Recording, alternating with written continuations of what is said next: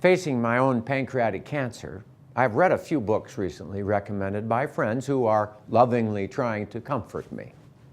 A book written by neurosurgeon Eben Alexander has been one of these stories that talks about his near-death experience, or NDE.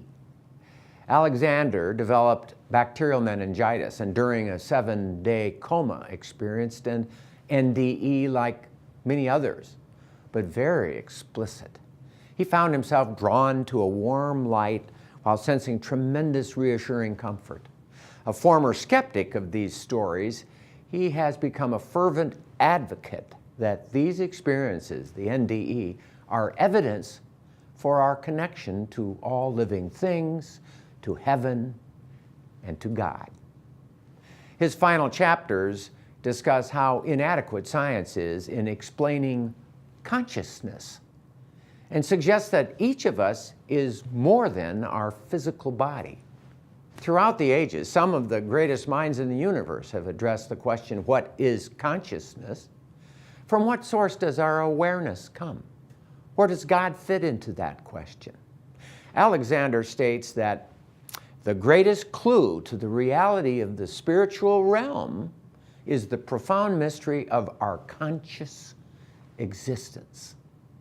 As a physician who has practiced for many years, I have tried my best to use evidence-based science to guide me in choosing the best diagnostic and therapeutic options for my patients.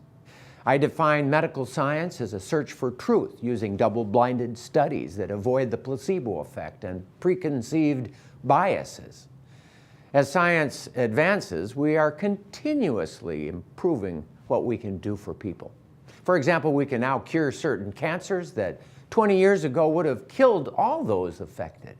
We can now relieve suffering from severe heartburn, or from shortness of breath, or from a heart that races, and from unrelenting depression. I am forever amazed and enthused by continuous improvements in medicine that keep unrolling with proper use of the scientific method.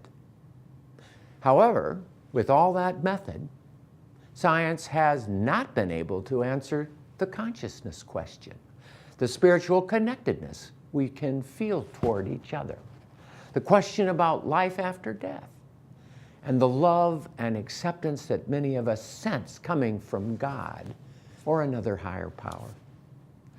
I agree with the neurosurgeon. Answers to these questions must come not from science, but from another place.